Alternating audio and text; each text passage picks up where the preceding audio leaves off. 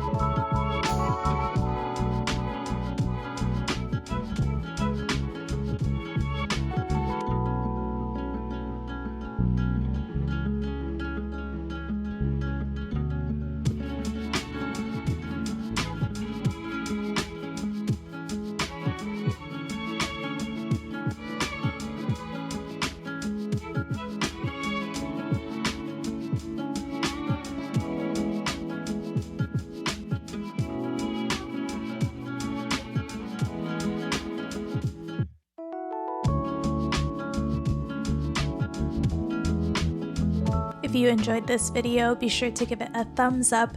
Don't forget to subscribe and turn on your notifications. That way you don't miss any of my videos. Thank you so much for watching, and I'll catch you in the next one.